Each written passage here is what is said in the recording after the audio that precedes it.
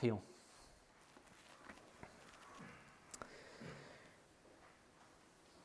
Notre Père, nous reconnaissons que ce moment est un moment privilégié où l'on se met à tes pieds devant ton trône pour entendre non pas la parole d'un simple homme, mais ta parole sainte.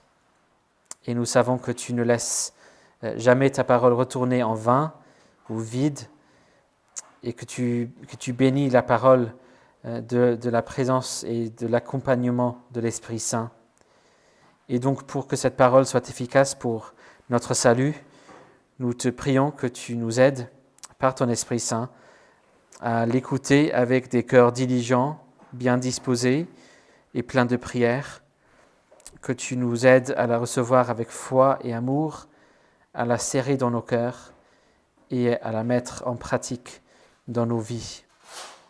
C'est ce que nous te prions au nom puissant de ton Fils, notre Sauveur Jésus-Christ. Amen.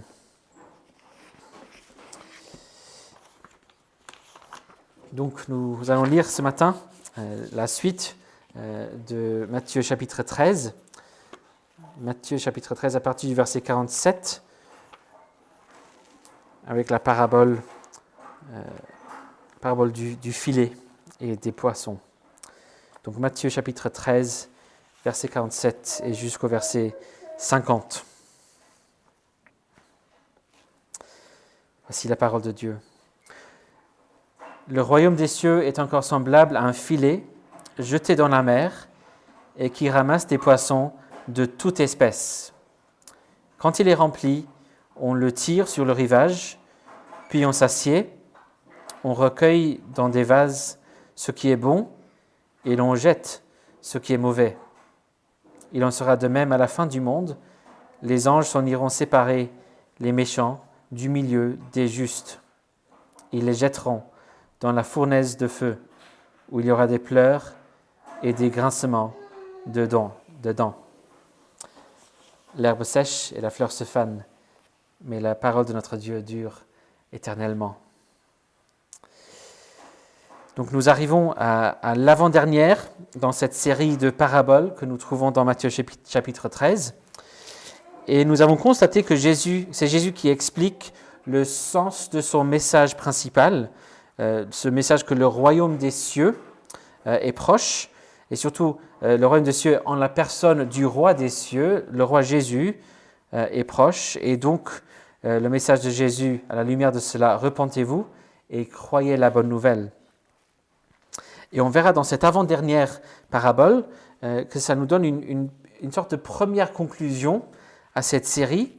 On a une sorte de double conclusion. Là, on a la première conclusion. Et en plus, il reprend des thèmes et des idées de toutes les paraboles précédentes. Et donc, c'est une sorte de conclusion dans ce sens-là. J'ai évoqué la semaine dernière qu'on peut constater une sorte de structure un peu pyramidale dans cette série. Le terme très technique qu'on utilise pour ça, c'est un chiasme. Mais on voit qu'on a trois marches qui montent et trois qui descendent. Et puis les marches de chaque niveau ont une certaine correspondance entre elles. Et donc la première parabole et la dernière parabole qu'on va regarder la semaine prochaine donnent une sorte d'introduction et une épilogue et qui traitent surtout la question de notre écoute de la parole de Dieu et surtout de ces paraboles en particulier. Puis au troisième niveau, au milieu, au centre de la série, on a deux paires de paraboles qui s'interprètent mutuellement. Donc deux paraboles racontées devant le public et puis deux paraboles racontées aux disciples.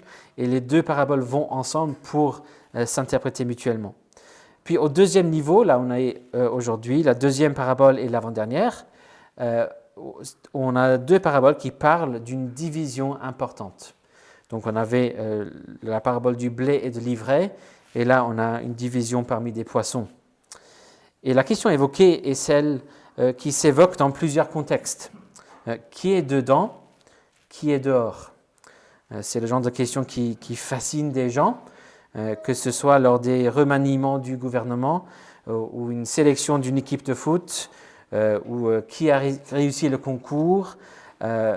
Mais ici, on fait face à la question la plus importante, qui est véritablement dans le royaume de Jésus?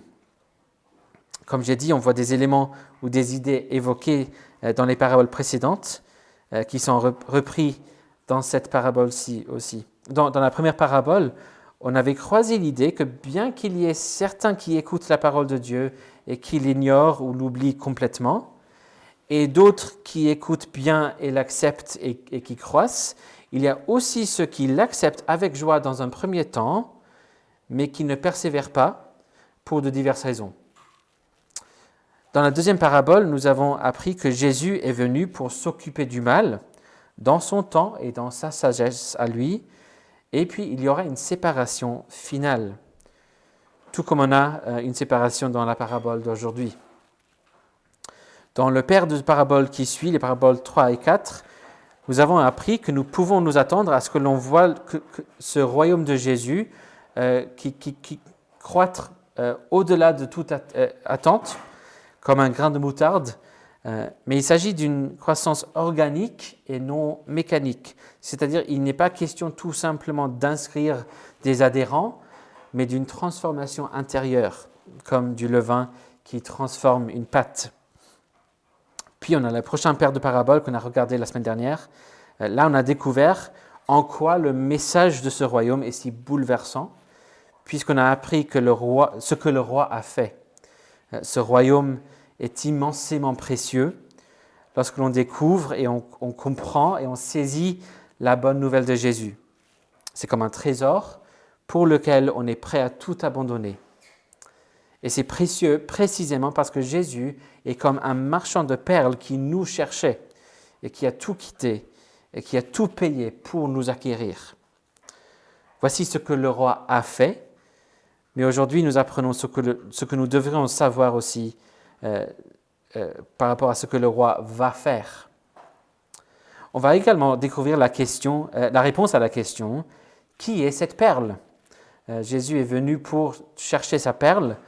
Qui fait partie de ce peuple pour laquelle Jésus est venu?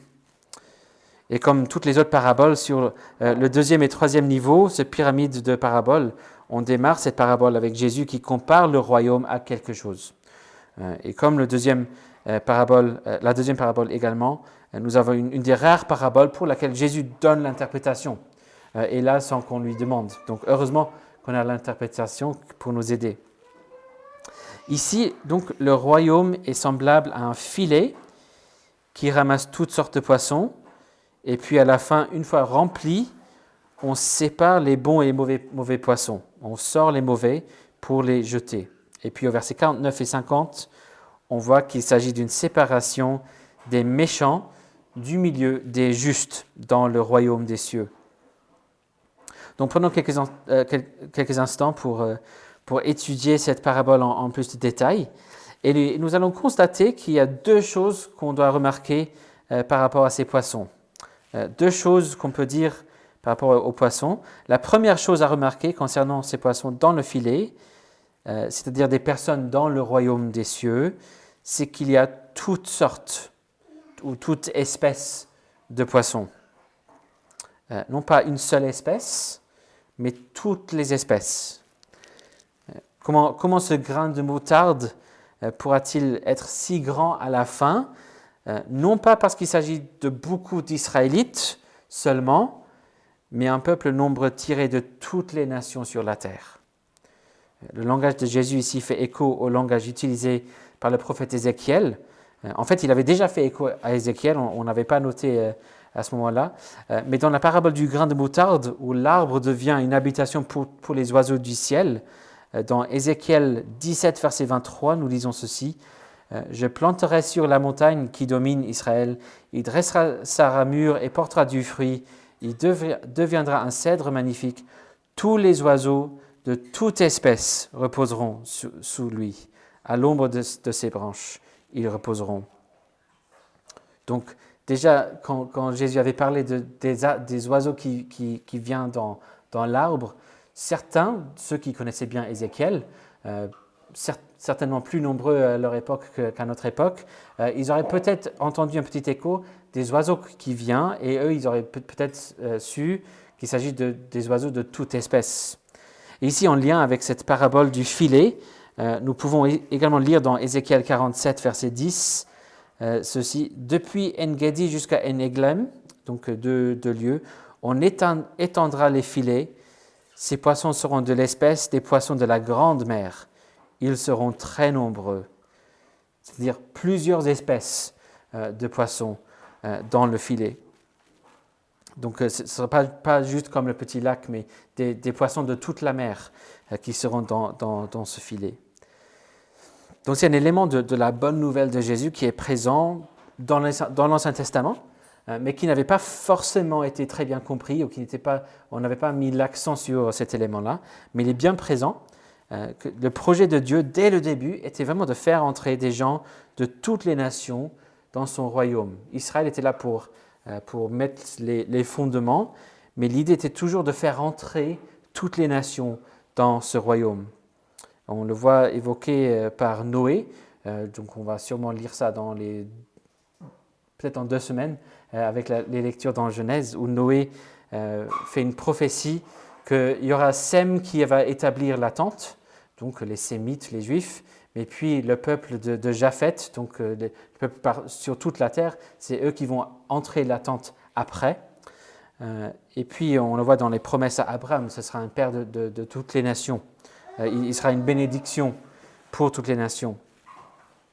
Et c'est surtout présent dans le message des prophètes comme Ésaïe, Ézéchiel, Daniel, l'idée que les nations vont venir participer à la vie de ce royaume. Ils appelaient le peuple juif constamment à préparer de la place pour l'arrivée des peuples du monde dans le temple, dans le royaume. Ésaïe, dans Ésaïe 54, il dit faites la place, il faut faire de la place pour les nations. Et puis bien sûr, ce sera le commandement que donnera Jésus à la fin de l'évangile selon Matthieu. Donc il prépare un peu le terrain pour cela. Maintenant que le royaume est arrivé, maintenant que Jésus a reçu toute autorité dans le ciel et sur la terre, c'est maintenant le moment décisif, le moment d'aller faire des disciples de toutes les nations. Donc il prépare le terrain. Ce sera un message pour toutes les nations et pas juste pour des Juifs. Et donc les branches de cet arbre qui vient de ce petit grain de moutarde s'étendront sur toute la terre. C'est un filet qui couvre toute la terre. Tout le monde est le bienvenu dans le royaume de Jésus. Tout le monde est le bienvenu dans l'Église. Les non-juifs comme des juifs. Il n'y a pas de préférence d'une nationalité à une autre, d'une ethnie à une autre, d'un âge à un autre, d'un arrière-plan à un autre, d'une classe à une autre. C'est vraiment la joie de faire partie de l'Église de Jésus-Christ. C'est un roi qui ouvre grand les bras. Donc voici la première chose que l'on voit. Il y a toute espèce de poisson. Puis la deuxième chose qu'on voit, et c'est vraiment un peu le message principal de cette parabole, par rapport à ces poissons, on voit qu'il y a des bons et des mauvais poissons. Des bons et des mauvais poissons. Une fois tout le monde a été ramassé, verset 48, il faut avoir une séparation entre les bons et les mauvais. Et dans l'interprétation de Jésus, on voit que parmi les justes, il y a des méchants. Ils seront séparés du milieu des justes à la fin des temps. Et on pourrait dire que cette parabole résout une sorte de tension, ou une tension apparente peut-être, entre quelques idées qu'on trouve dans les paraboles précédentes. D'un côté, la croissance du royaume se passe par le moyen d'une transformation intérieure de ceux qui répondent à la parole de Dieu par la foi. Ce n'est pas une simple croissance institutionnelle mécanique, il s'agit d'une réponse à tout cœur à une bonne nouvelle. Et comme quelqu'un qui fait tout ce qu'il peut pour acquérir un trésor précieux. Et en même temps, il y a une sorte de croissance institutionnelle aussi. Il y a ceux qui semblent répondre positivement et donc qui donnent au royaume l'apparence d'une sorte de croissance, mais leur écoute de la parole n'est que temporaire ou que superficielle. Mais finalement, ils ne produisent pas de fruits. Donc, c'est donc ici que le Seigneur Jésus nous enseigne la doctrine, ou au moins un élément du fondement de la doctrine que l'Église a appelée celle de l'Église visible et l'Église invisible. Lorsque l'on parle de l'Église de Jésus-Christ, il y a l'Église visible, ceux qui font partie de la communauté, ceux qui professent la foi en Jésus ainsi que leurs enfants. Et puis, il y a aussi l'Église invisible, ceux qui croient véritablement en Jésus, ceux dont la profession de foi n'est pas fausse. Parce que parmi ce peuple, dans l'Église visible, il y a des gens qui ne sont pas vraiment des croyants. Mais dans l'Église invisible, c'est ceux qui sont justes par la foi en Jésus-Christ, ceux qui sont vraiment unis à Jésus-Christ par le Saint-Esprit. Tout comme au sein d'Israël, sous l'Ancien Testament, il y avait des membres visibles de l'Église, des citoyens d'Israël, et puis ceux parmi eux qui croyaient vraiment les promesses de Dieu. Comme le dit Paul dans Romains chapitre 9, ce n'est pas tous ceux qui sont Israël qui sont Israël. De même ici, Jésus nous explique que ce n'est pas tous ceux qui sont de l'Église qui sont l'Église. Donc ce n'est pas tous ceux qui sont de l'Église visible qui sont vraiment l'Église invisible. Malheureusement, on trouve même des églises qui se disent chrétiennes, qui ne sont pas du tout des églises fidèles de Jésus-Christ. Et donc, notez, il ne s'agit pas de deux niveaux ou deux classes de chrétiens, les supérieurs et les inférieurs, les plus spirituels et les moins spirituels, les spirituels et les charnels peut-être. Notez dans l'interprétation qu'il n'est pas question de bons chrétiens et de mauvais chrétiens, mais il est question des justes, ceux qui sont justes par la foi en Jésus, unis à lui, et les méchants qui sont parmi eux. Donc il s'agit de ceux qui ne sont chrétiens que de nom et ceux qui le sont véritablement. Pour vous rappeler de ce que j'ai dit au début de cette série, l'une des meilleures définitions que j'ai jamais entendues pour une parabole, c'est que c'est une image qui devient un miroir, qui devient une fenêtre. Les paraboles sont des images qui deviennent un miroir, qui deviennent une fenêtre. Et on fait face ici, comme avec les deux premières paraboles, à une image qui, lorsqu'elle devient un miroir, elle efforce chacun de nous à se poser la question, laquelle de ces catégories s'applique à moi? Si je suis vraiment honnête, laquelle de ces catégories me décrit? Et comme avec les autres paraboles, il n'est pas question de test où le résultat est fixe et final. C'est une invitation à se remettre en question, justement pour qu'on puisse changer si besoin. C'est une invitation à la transformation. Lorsque le miroir devient une fenêtre, j'apprends des choses qui m'invitent à changer et à changer de catégorie, surtout. Et c'est important de se remettre en question, de s'examiner soi-même régulièrement. C'est assez étonnant que même dans les églises les plus fidèles, avec les prédicateurs les plus fidèles et clairs, on peut quand même trouver des personnes, même des personnes qui vont depuis très longtemps, qui ne sont pas vraiment de l'Église, ils n'ont pas vraiment saisi l'Évangile.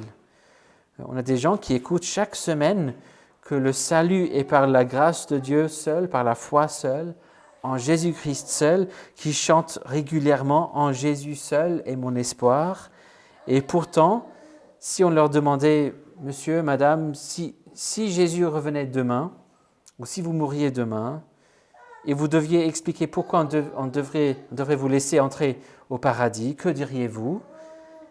Même dans ces églises-là, on entendrait parmi certaines personnes, j'ai fait mon mieux, j'ai donné de l'argent à l'église, aux pauvres, aux missionnaires, j'ai donné mon temps, j'ai donné mes talents en musique peut-être, j'ai beaucoup servi, je suis membre de cette église depuis X années, et c'est une très bonne église.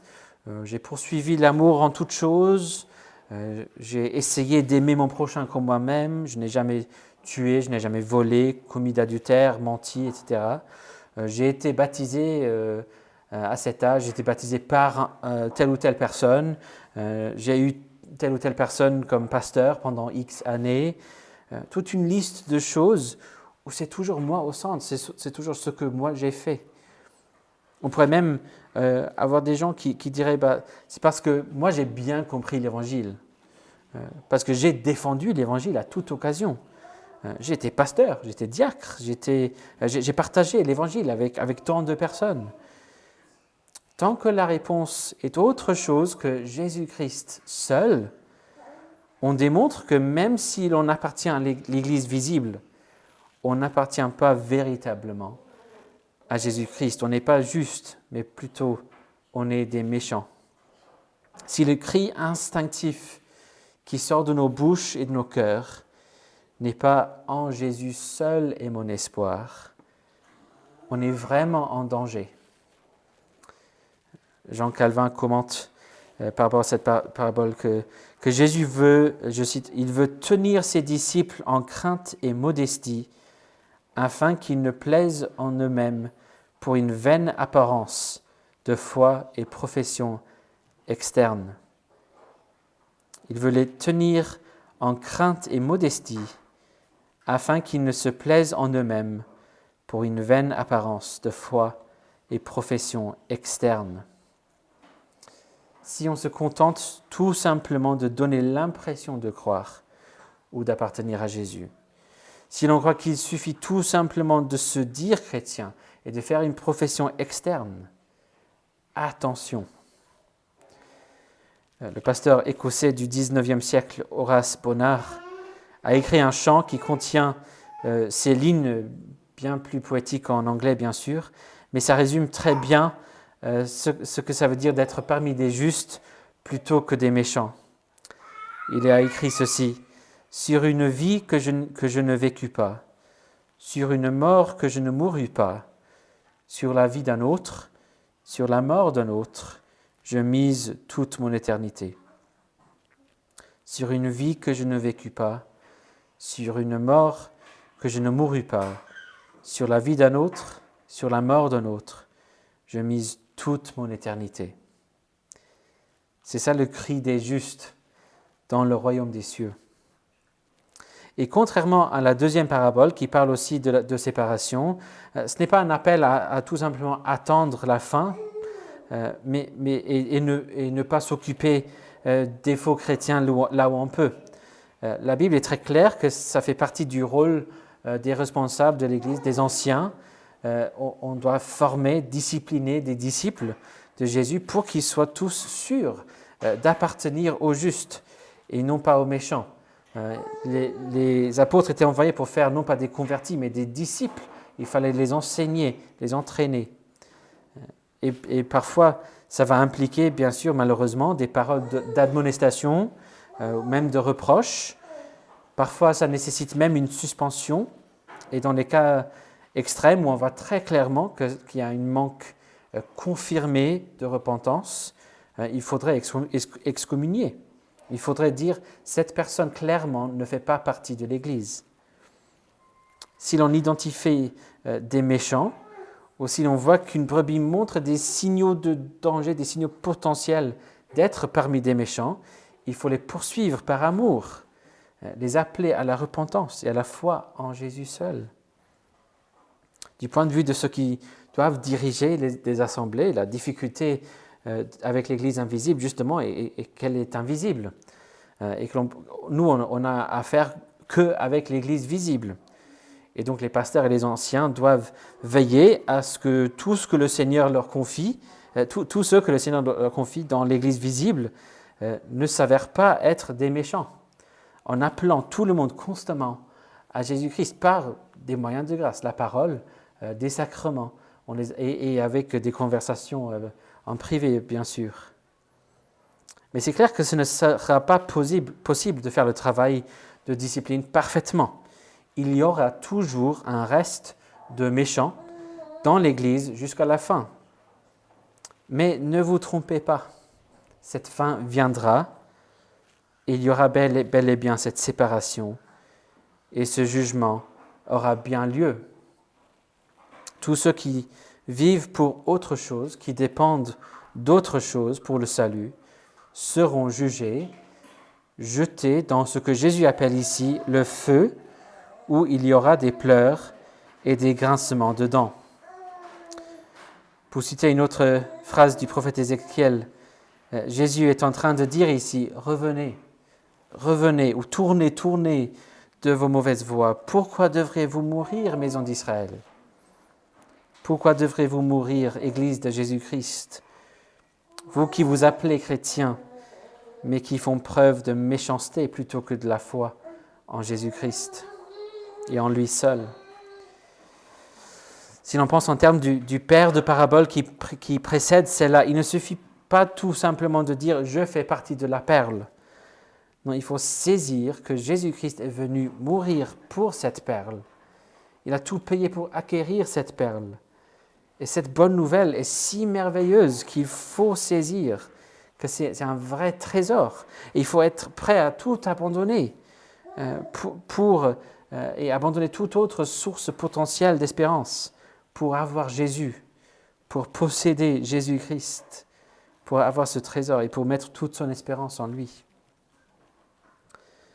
Tout ce que nous était cher avant, on le quitte pour Jésus. On mise tout sur Jésus.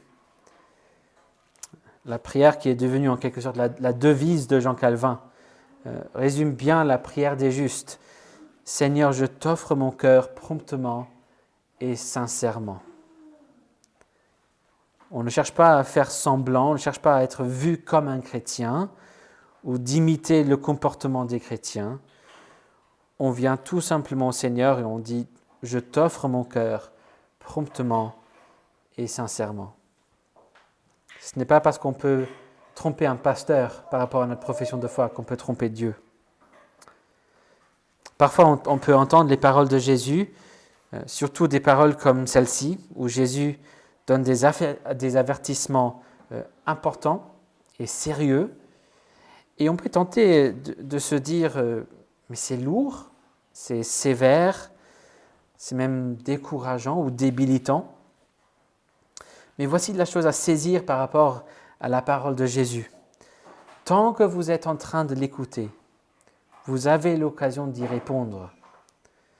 Vous avez l'occasion de changer, d'être sauvé, de se tourner vers lui. Et c'est pour cette raison que Jésus donne ces avertissements. C'est par amour. Si on voit un parent qui voit son enfant aller vers le danger, le parent va crier et aura l'air assez sévère. Mais ce n'est pas par manque d'amour, mais justement par abondance d'amour qu'il crie sur son enfant pour l'avertir du danger. Et donc, tant que le son de cette parole de Jésus est encore dans vos oreilles, tel qu'il est là maintenant, il y a de l'espoir. Pour citer un autre passage biblique, la parole est près de vous, là maintenant. C'est Jésus qui vous appelle et qui vous donne l'occasion de s'assurer que vous faites bien partie non seulement de l'expression visible de l'Église, mais de l'Église dans sa réalité invisible, que vous faites partie des justes. Alors qu'il plaise à Dieu d'établir ici, à l'Église de la Trinité, et bien sûr, bien au-delà de cette assemblée, sur toute la terre, parmi toutes sortes de personnes, un peuple nombreux, qui fait bien plus qu'une simple profession de foi en Jésus, mais qui la possède et qui la vit. Un peuple nombreux qui mise tout sur cette vie et cette mort de Jésus-Christ, cette mort d'un autre, Jésus-Christ seul. Amen. Prions.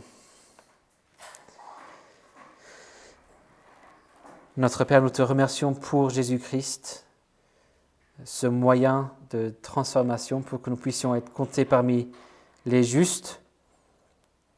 Et Seigneur, nous prions que tu nous aides tous à faire partie des justes. Si nous sommes plutôt parmi des méchants, donne-nous de la vie, donne-nous de la foi en Jésus-Christ, donne-nous de voir notre danger et donne-nous d'écouter cet avertissement et de voir qu'il y a ici de l'amour profond pour nous, qui nous avertit, qui nous appelle à se tourner vers Jésus-Christ. Donne-nous de tout miser sur Jésus-Christ. Donne-nous de le servir, de lui donner notre cœur promptement et sincèrement pour que tu sois glorifié. Et nous te prions aussi pour la mission de l'Église sur toute la terre, que tu continues à ramasser un peuple nombreux et varié de toutes les nations sur toute la terre, pour que nous voyions des poissons de toute espèce dans ce filet qu'est le royaume des cieux. Et nous prions toutes ces choses au nom de Jésus. Amen.